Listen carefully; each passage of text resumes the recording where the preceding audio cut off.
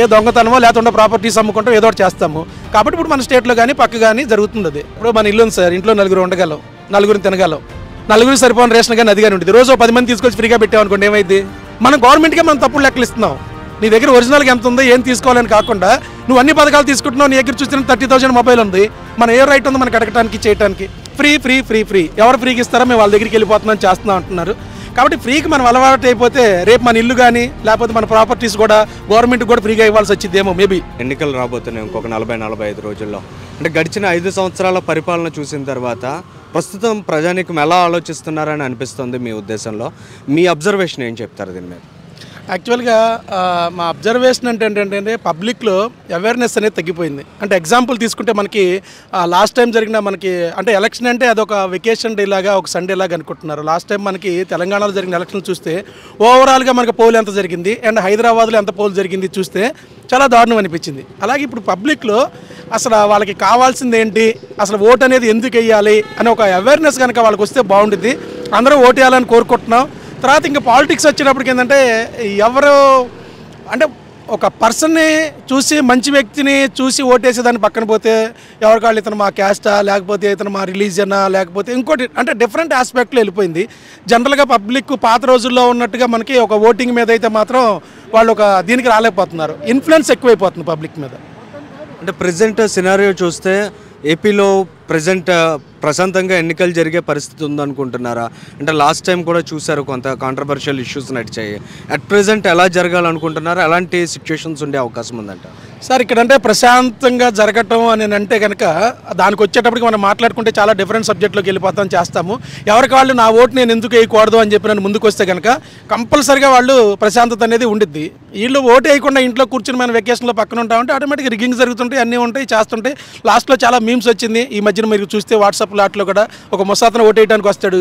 వచ్చినప్పుడు అక్కడ ఉన్న పోలింగ్ బూత్లో ఉన్న అతను అడుగుతాడు, సార్ ఈ పేరుతో ఉన్నాం ఓటేసిందా అని చెప్పి. నేను ఓటేసి వెళ్ళిపోయిందండి అని అంటే, ఈసారి వచ్చినప్పుడు నాతో చెప్పండి, నేను ఆల్రెడీ 3 times నుంచి వస్తున్నాను, ఎప్పుడు నన్ను కలవట్లేదు, ఎలక్షన్ అప్పుడు మాత్రం ఆ పేరుతో ఓటు అయిపోతుంది అని అంటారు. ఎవరు సార్ ఆమె అని అంటే, మా వైఫ్ అండే చనిపోయి 15 years అవుతుంది అని చెప్పి అన్నారు.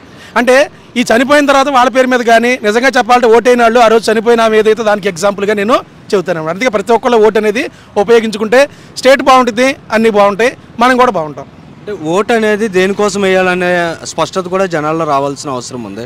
ఇప్పుడు చూస్తూ ఉన్నాం ఉచితాలు కానీ ఫ్రీ బీస్ మెయిన్ లేదంటే సంక్షేమ కార్యక్రమాలతో అమలు చేసేటువంటి ఉచితాలు ఇవన్నీ కూడా కొంత ఇన్ఫ్లుయెన్స్ చేస్తున్నాయి.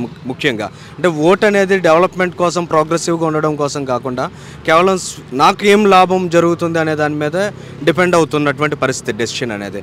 దాని గురించి ఏం చెప్తారు మీరు?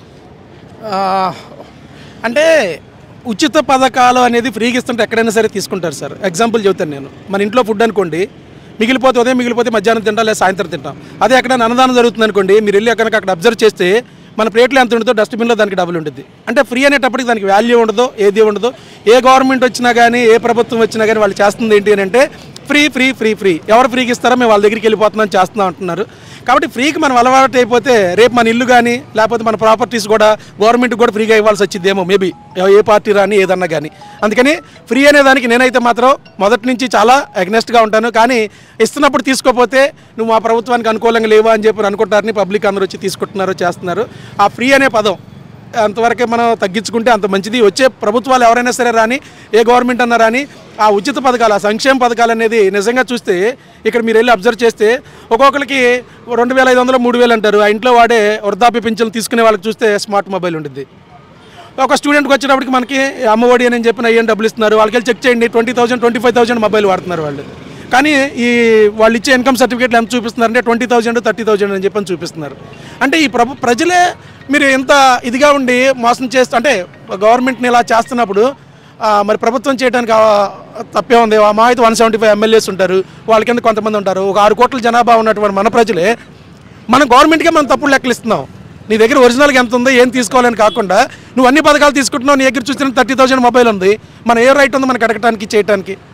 ఇది నా అభిప్రాయం. ఇది పూర్తిగా అంటే లోపం అనేది ప్రజల్లోనే ఉందనేది మీ అభిప్రాయం? ఇక్కడ ప్రజల్లో ఉంది అని చెప్పి నేను అంటలేదు సార్. ఇప్పుడు ఎగ్జాంపుల్ తీసుకుంటే మనకు ఫ్రీగా ఇస్తుంటే ఏది మనం వదిలిపెట్టాం. ఫ్రీగా ఇవ్వటం వాళ్ళ తప్పు, మనం దానికి ఎలిజిబుల్ కాకపోయినా తీసుకుంటాం మన తప్పు. నా ఒపీనియన్ ప్రకారం. అంటే ఇలాగా తీసుకుంటూ పోవడం వలన రాష్ట్రానికి ఆర్థికంగా కూడా ఎలాంటి నష్టం జరుగుతుందంటారు? ప్రస్తుతం జరిగినటువంటి పరిస్థితులు మీరు అబ్జర్వ్ చేశాక మీరు ఏం చెప్పగలుగుతారు? ఇప్పుడు మన ఇల్లు ఉంది సార్, ఇంట్లో నలుగురు ఉండగలం, నలుగురిని తినగలం, నలుగురు సరిపోయిన రేషన్ కానీ అది కానీ ఉంటుంది. రోజు 10 మంది తీసుకొచ్చి ఫ్రీగా పెట్టామనుకోండి, ఏమైంది మన ఇంట్లో? ఏమైంది? సేమ్ మన ఇంట్లో అనేది రాష్ట్రం. నీ నలుగురికి తగ్గబట్టి నువ్వు ప్రిపేర్ చేసుకోవాలి. కానీ నువ్వు ఒక 10 మందిని రోజు ఎక్స్ట్రా పెట్టేస్తుంటే చివరికి ఏం చేస్తావు?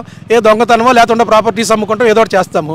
కాబట్టి ఇప్పుడు మన స్టేట్లో కానీ పక్క కానీ జరుగుతుంది. అది ఇంకెంతకన్నా నేను క్లియర్గా చెప్పలేను.